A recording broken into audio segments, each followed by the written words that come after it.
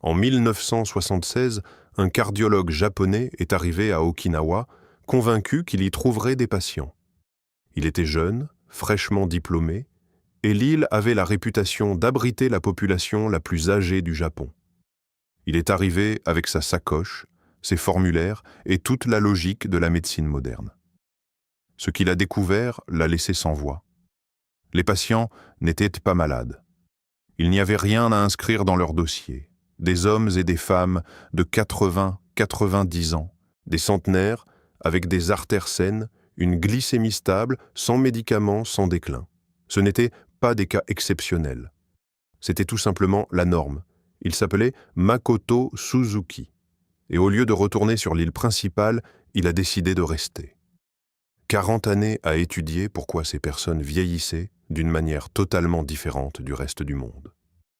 Ce qu'il a découvert n'était pas un gène. Ce n'était pas le climat. Ce n'était pas la chance. C'était ce qu'ils mangeaient chaque jour de leur vie. Aujourd'hui, je veux vous montrer exactement ce que Suzuki a découvert.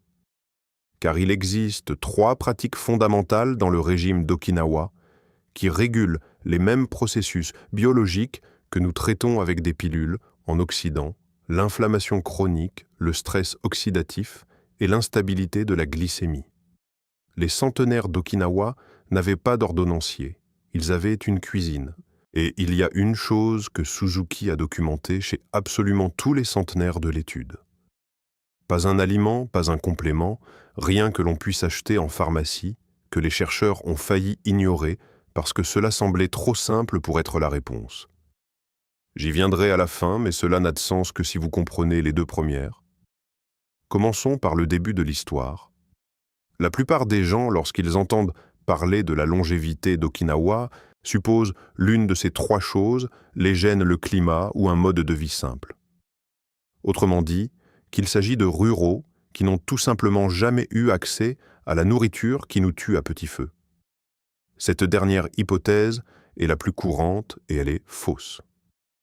Lorsque les Okinawanais ont immigré au Brésil et adopté un régime occidental, leur avantage en matière de longévité a disparu en l'espace de 2 générations. Lorsque la restauration rapide est arrivée après l'occupation militaire américaine, l'île qui se classait au premier rang au Japon pour l'espérance de vie a chuté à la 26e place pour les hommes en 2002 en moins d'une génération. L'avantage d'Okinawa n'était pas une fatalité. C'était une pratique quotidienne, ce qui signifie qu'il peut être perdu et qu'il peut être reconstruit. C'est là que la plupart des explications s'arrêtent. Les Okinawanais ne se contentent pas de manger des aliments différents. Ils mangent maintenant des aliments qui régulent directement 3 processus biologiques qui accélèrent le vieillissement après 60 ans, l'inflammation chronique, le stress oxydatif et l'instabilité de la glycémie. La plupart des Occidentaux gèrent ces 3 problèmes avec des pilules. Les Okinawanais les gèrent avec de la nourriture. L'inflammation chronique est la cause principale des maladies cardiaques, du diabète de type 2, du déclin cognitif et de la plupart des cancers. La protéine C-réactive. Le marqueur sanguin de l'inflammation systémique est considérablement plus basse chez les aînés d'Okinawa que dans les populations occidentales du même âge. Pas grâce à un complément, mais grâce à ce qu'ils mangent. Le stress oxydatif et la rouille cellulaire, les dommages accumulés par les radicaux libres qui s'accélèrent à chaque décennie après 50 ans. Les centenaires d'Okinawa présentent des niveaux plus élevés d'enzymes antioxydantes propres à l'organisme que des adultes occidentaux de 30 ans leur cadet. Et l'instabilité de la glycémie, le cycle de pic et de chute qui conduit à la résistance à l'insuline, est l'une des voies TEPO les plus rapides vers un vieillissement accéléré. Les Okinawanais mangent d'une manière qui maintient la glycémie stable et régulière. Non pas parce qu'ils comptent quoi que ce soit, mais en raison de ce qu'ils mangent et de la façon dont ils le mangent. 3 piliers, 3 pratiques. Commençons par la première. Il y a un homme nommé Seru Taguchi qui vit dans le village d'Ojimi, au nord d'Okinawa. Il avait 105 ans lorsqu'un chercheur l'a interviewé pour la dernière fois. Il faisait encore de petits travaux agricoles. Il mangeait les mêmes aliments que ceux qu'il consommait depuis son enfance. Et lorsque les chercheurs ont examiné ses marqueurs cardiovasculaires, non, ils ont trouvé les artères d'un homme d'une 60aine d'années. Son aliment principal pendant la majeure partie de sa vie, la patate douce à chair violette appelée Imo en Okinawa Naïs. Pendant la majeure partie du XXe siècle, avant que le riz ne devienne largement disponible, l'Imo représentait environ 69% des calories quotidiennes sur l'île, non pas comme accompagnement mais comme plat principal. Et la variété spécifique cultivée à Okinawa, d'un violet profond, et non le type orange que la plupart des Occidentaux connaissent, contient un composé appelé sporamine, qui agit comme un antioxydant naturel avec une activité comparable à celle de la vitamine E. Voici ce que cela signifie après 60 ans. La patate douce violette a un indice glycémique d'environ 44. Le pain blanc se situe à 75. Le riz blanc à 72. Chaque fois que vous mangez un glucide à indice glycémique élevé, vous déclenchez un pic de glycémie. Ce pic déclenche une inflammation. Cette inflammation répétée des milliers de fois au fil des ans est la façon dont les maladies cardiovasculaires et le déclin cognitif s'installent silencieusement en arrière-plan. L'IMO ne fait pas cela. Il vous nourrit sans déclencher cette cascade. Une étude de 2021 publiée dans la revue Nutrients a révélé que la consommation régulière d'extraits de patates douces violettes réduisait considérablement la protéine C-réactive, le marqueur de l'inflammation chez les adultes de plus de 50 ans. Ça, pas une réduction modeste, une réduction significative. Prenez un instant maintenant et pensez à ce que vous avez mangé au petit déjeuner ce matin. Des toasts, des céréales, du granola, un bagel. Pensez maintenant à ce que vous avez mangé au petit déjeuner il y a 10 ans. S'il s'agit de la même catégorie d'aliments, la réponse inflammatoire s'est déclenchée silencieusement dans votre corps chaque matin depuis une décennie. C'est le signe que cette première pratique est des plus pertinentes pour vous. Voici à quoi cela ressemble en pratique. Première étape. Remplacez votre glucide du matin par une patate douce de taille moyenne. Faites-la bouillir ou cuire au four la veille si c'est plus facile. Pas frite, pas chargée de beurre, juste cuite telle qu'elle. Si vous pouvez trouver la variété violette d'Okinawa dans une épicerie asiatique, utilisez-la. L'orange convient aussi. Les deux fonctionnent. Deuxième étape, ajoutez une cuillère à soupe d'huile d'olive ou mangez-la avec quelque chose contenant des matières grasses. Les antioxydants liposolubles de la patate douce ont besoin de graisse pour être absorbés. Ce n'est pas facultatif. Sans cela, vous n'obtenez qu'une fraction des bienfaits. Troisième étape, mangez-la le matin, pas le soir. La sensibilité à la glycémie est la plus élevée le matin et diminue tout au long de la journée. L'IMO consommé au petit déjeuner maintient la glycémie stable pendant des heures. Le même aliment consommé tard le soir est beaucoup moins efficace. Au cours de la première semaine, ne vous attendez pas à une transformation. Ce que vous remarquerez probablement, c'est une courbe d'énergie plus stable. Moins de cette baisse de milieu de matinée qui survient environ 90 minutes après un petit déjeuner riche en glucides. C'est le signal. C'est le corps qui réagit. L'erreur la plus courante. Les gens ajoutent la patate douce à leur petit déjeuner existant au lieu de remplacer le glucide à indice glycémique élevé. L'échange est la pratique, pas l'ajout. C'est la fondation. L'aliment unique qui constituait la majeure partie de ce que les centenaires d'Okinawa ont mangé tout au long de leur vie. Tétus. Mais il y a un deuxième aliment spécifique qui rend ce premier 2 fois plus efficace, et c'est celui dont la plupart des gens n'ont jamais entendu parler. J'y viendrai dans quelques minutes. Repensez à la patate douce. La raison pour laquelle elle fonctionne est qu'elle maintient la glycémie stable. Or, voici la partie qui a surpris les chercheurs au sein d'une population qui consommait quotidiennement un régime riche en glucides des patates douces, du riz des légumineuses. Comment ont-ils maintenu une glycémie à jeun presque normale dans leur 80aine et 90aine? comment ont-ils pu manger autant de glucides sans les problèmes de glycémie qui sont aujourd'hui épidémiques dans tous les pays occidentaux? La réponse est un légume appelé goya, le melon amer, et c'est l'aliment le plus contre-intuitif du système okinawanais. On vous a dit que la gestion de la glycémie consistait à réduire les glucides, c'est le conseil standard. Faible en glucides cétaux, réduction du sucre. Coupez les glucides et le problème de glycémie disparaît. Ce n'est pas ce que nous montre Okinawa. Les Okinawanais mangeaient beaucoup de glucides. Ils ne les restreignaient pas. Ils les régulaient avec un aliment spécifique qui contient des composés se comportant dans le corps de manière similaire à l'insuline, sans l'ordonnance et sans les effets secondaires. Le goya contient au moins 3 composés actifs, la charentine, la vicine et le polypeptide P, qui améliorent directement l'absorption du glucose dans les cellules. Une étude publiée dans le Journal of Ethnopharmacology a comparé l'extrait de melon amer à la metformine, l'un des médicaments contre le diabète les plus prescrits au monde chez les adultes atteints de diabète de type 2. Le melon amer a produit des réductions comparables de l'ABA, 1C, le principal marqueur de la glycémie à long terme, comparable à celle d'un médicament pharmaceutique, mais avec un légume. C'est la partie contre-intuitive. Les centenaires d'Okinawa ne géraient pas leur santé métabolique en mangeant moins. Ils la géraient en mangeant quelque chose de spécifique chaque jour. Or, voici le piège moderne, et c'est celui dans lequel presque tout le monde tombe.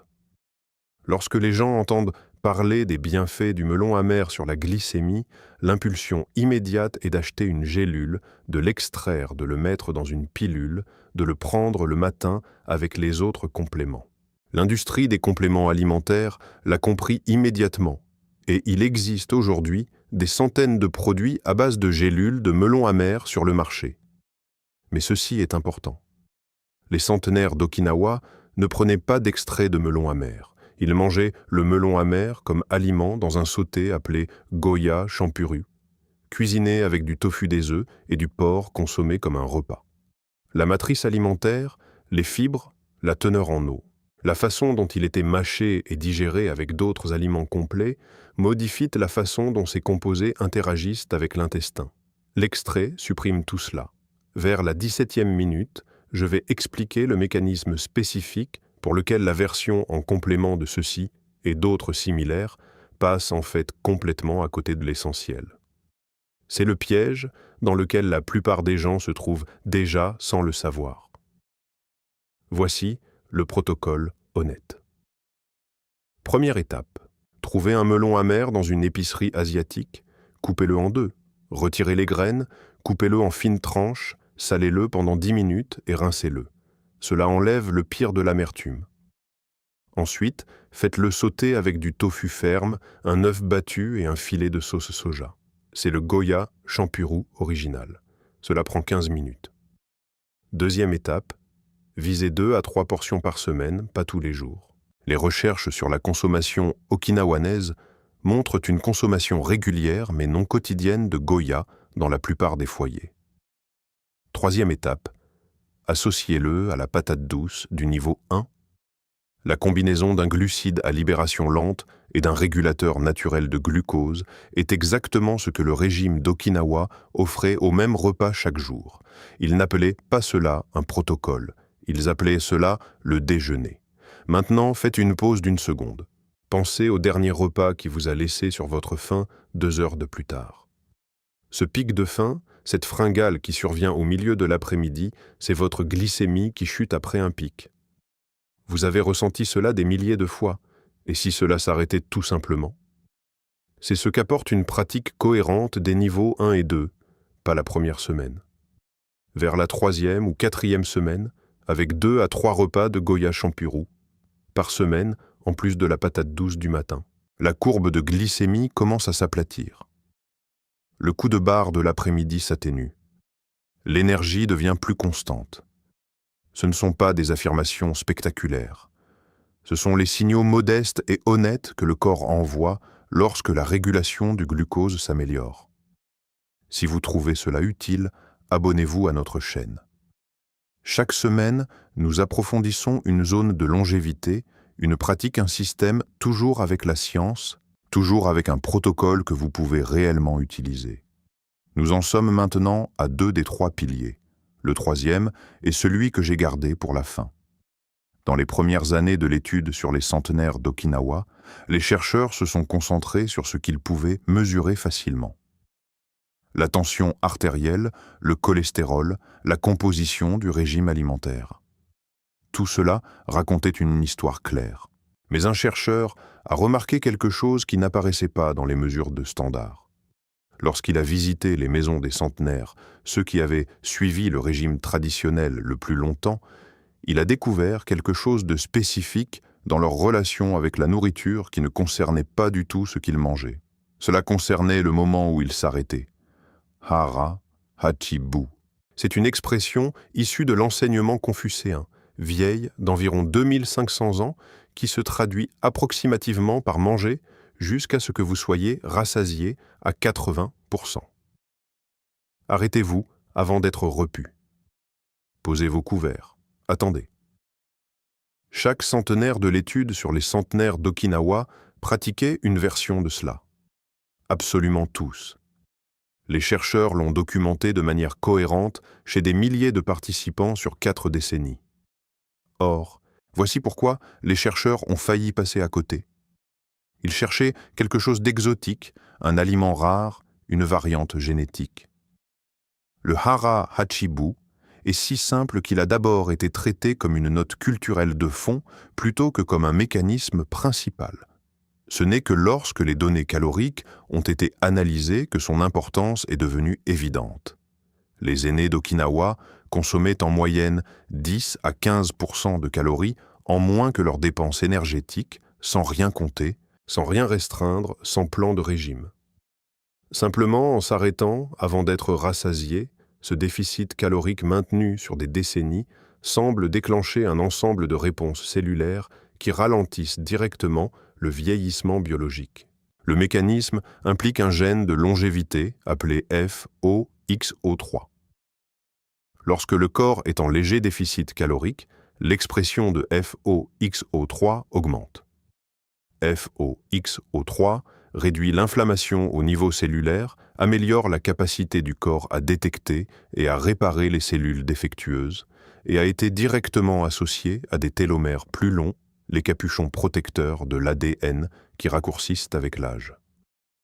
L'équipe de recherche Wilcox, qui a collaboré à l'étude sur les centenaires d'Okinawa, a publié des résultats dans les Proceedings of the National Academy of Sciences en 2008, montrant que la variante du gène FOXO3 est significativement plus fréquente chez les centenaires d'Okinawa que dans les populations de comparaison. Mais voici la partie cruciale. FOXO3 n'est pas seulement un gène que l'on a ou que l'on n'a pas. Il est activé par l'alimentation. Plus précisément, il est activé par les aliments de ce système. Le curcuma, les légumes de mer, le tofu et par la modération calorique par le hara hachibu. C'est le mécanisme qui boucle la boucle 2. La version moderne de l'approche okinawanaise, qui se retourne contre nous, n'est pas un aliment unique. C'est l'ensemble du cadre. Nous prenons des compléments au lieu de manger des aliments complets. Nous mangeons trop des bons aliments au lieu de pratiquer la modération. Nous prenons des gélules de curcumine au lieu de cuisiner avec du curcuma accompagné de matières grasses et de poivre noir, ce qui augmente sa biodisponibilité jusqu'à 2000% selon une étude de 1998 parue dans Planta Medica. La version en gélule délivre le composé de manière isolée. La version alimentaire le délivre dans son contexte, avec des cofacteurs, avec la matrice alimentaire, avec des mécanismes d'absorption qui ont évolué au fil de milliers d'années de cuisine. Les Américains de plus de 55 ans dépensent plus de 40 milliards de dollars par an en compléments alimentaires. Et étude après étude, il est démontré que pour les plus populaires d'entre eux, les gélules d'oméga 3, les pilules de vitamine D, la curcumine isolée, les preuves d'un bénéfice significatif sont au mieux incohérentes. non pas parce que les composés ne fonctionnent pas, mais parce que le mécanisme d'administration élimine tout ce qui les fait fonctionner dans les aliments. Les centenaires d'Okinawa avaient une pharmacie dans leur potager, pas une armoire pleine de gélules. Un jardin rempli de goya, de patates douces, de curcuma et d'aloès à 15 pas de la porte arrière. Maintenant, voici comment le système complet fonctionne ensemble. Niveau 1, chaque matin, une patate douce moyenne avec une source de matière grasse. C'est votre encre glycémique. Elle donne le ton métabolique de la journée. Niveau de 2 à 3 fois par semaine, le goya champurou, le sauté de melon amer avec du tofu et de l'œuf. C'est votre régulateur de glucose. Il gère ce que l'IMO ne peut pas faire seul. Niveau 3. À chaque repas, hara, hachibu, arrêtez-vous à 80%. Pas 70 passants, dit 80, cela demande de la pratique. Le signal de votre intestin à votre cerveau, indiquant que vous êtes rassasié, prend environ 20 minutes. Donc, l'instruction pratique est simple. Mangez jusqu'à ce que vous n'ayez plus faim. Puis arrêtez-vous avant de penser avoir terminé. Posez la fourchette, attendez 5 minutes. Si vous avez encore faim après 5 minutes, mangez davantage. Ce ne sera presque certainement pas le cas. Et pour intégrer les derniers aliments qui activent FOXO3. Ajoutez du curcuma à votre cuisine tous les jours. Une cuillère à café dans les œufs, la soupe, le riz, les légumes rôtis, toujours avec du poivre noir et une source de matière grasse. Et ajoutez une cuillère à soupe d'algues wakame séchées à un bouillon miso 2 fois par semaine. C'est la version la plus simple de la pratique des légumes de mer et elle fournit le profil minéral, iode magnésium, caroténoïdes marins que le régime d'Okinawa apporte d'une manière qu'un régime occidental standard ne fait jamais. Temps total, quotidien, inférieur à 10 minutes. Pas une refonte du mode de vie, une direction. Maintenant, le calendrier honnête. Dans les 3 à 5 jours suivant l'échange de la patate douce du matin, la plupart des gens remarquent un changement dans leur courbe d'énergie. Le coup de barre du milieu de la matinée s'atténue. Rien de spectaculaire, juste un petit signal réel. Après 7 jours de pratique constante, les schémas d'appétit commencent à changer. C'est le hara hachibu qui fait effet. Vous commencerez à remarquer la différence entre être satisfait et être repu, ce qui n'est pas la même chose et que la plupart des adultes n'ont pas distingué depuis des années. Après 30 jours, avec la pratique complète des niveaux 1, 2 et 3 en cours les marqueurs inflammatoires, y compris la raideur articulaire et le brouillard mental que de nombreuses personnes de plus de 60 ans acceptent comme normaux, commencent généralement à diminuer, pas à disparaître, à diminuer régulièrement. Après 90 jours, le schéma est établi. Les habitudes ne demandent plus d'efforts. Et ce qui ressemblait à de la discipline la première semaine est simplement votre façon de manger. L'ingrédient unique que j'ai mentionné, au début celui qu'aucun régime occidental n'a jamais inclus, c'est le hara hachibu, lui-même non pas un aliment, mais une relation avec l'alimentation. La pratique de s'arrêter avant d'être repu n'est pas une stratégie de régime. C'est une activation quotidienne de la machinerie cellulaire qui ralentit la vitesse à laquelle vous vieillissez. Chaque centenaire de l'étude le faisait. Aucun d'entre eux n'avait de nom pour cela en tant que pratique de santé. C'était simplement la façon dont on mangeait. Les chercheurs ont failli passer à côté parce que cela semblait trop simple pour être la réponse. C'est la réponse. Voici d'où nous sommes partis. Une femme de 104 ans dans un jardin à l'aube se penchant, se relevant. Pas de pilule, pas de raideur, pas de dossier médical. Nous avons regardé cette image et la plupart d'entre nous ressentent 2 choses à la fois. De l'admiration et de la distance. Comme si c'était quelque chose qui arrivait à quelqu'un d'autre. Mais l'étude sur les centenaires d'Okinawa a passé 40 ans à prouver que ce n'était pas une fatalité. Les personnes qui ont déménagé et changé de régime alimentaire ont perdu cet avantage. Les pratiques traditionnelles maintenues tout au long d'une vie ont produit la biologie, pas les gènes les pratiques. En Occident, nous comptons les calories. Nous restreignons les glucides. Nous prenons des compléments avec le composé extrait parce que c'est plus facile que de cuisiner avec l'aliment complet. Nous mangeons jusqu'à être repus parce qu'on ne nous a jamais appris qu'être repu et être satisfait sont deux choses différentes. Et en conséquence, nous vieillissons plus vite que nous ne le devrions. Les Okinawanais ne comptent rien. Ils mangent d'une patate douce violette le matin. Ils cuisinent du melon amer avec du tofu 2 fois par semaine. Ils s'arrêtent de manger à 80%. Ils cultivent du curcuma dans le jardin et en ajoutent à tout. Ils font cela depuis 100 ans. Et ils nous survivent d'une décennie en meilleure santé, avec des esprits plus clairs, avec des corps qui fonctionnent encore. L'action pour aujourd'hui est la suivante. Demain matin, remplacez votre glucide du petit déjeuner par une patate douce bouillie. C'est tout. Un échange un matin. Voyez ce que vous ressentez à 10 heures. C'est là que tout commence. Si vous voulez continuer, abonnez-vous à notre chaîne. Chaque semaine, nous approfondissons une zone, une pratique, un système complet. Toujours avec de vraies recherches, toujours avec quelque chose que vous pouvez commencer cette semaine. Une question avant de partir, laissez-la dans les commentaires. Laquelle des 3 pratiques que nous avons abordées aujourd'hui allez-vous essayer en premier? La patate douce, le Goya champuru ou le Hara Hachibu? Je lis chaque commentaire et je veux savoir par où vous commencez. La femme dans le jardin connaît déjà la réponse. Maintenant, vous aussi. Si cette histoire change votre façon de voir la nourriture dans votre assiette et la santé de votre avenir, veuillez vous abonner et aimer la chaîne. Nous découvrons l'histoire et la science de la longévité qui ont été cachées à la vue de tous. Plantons ensemble les graines d'une vie plus longue et plus saine. Le prochain trésor de sagesse sera bientôt révélé.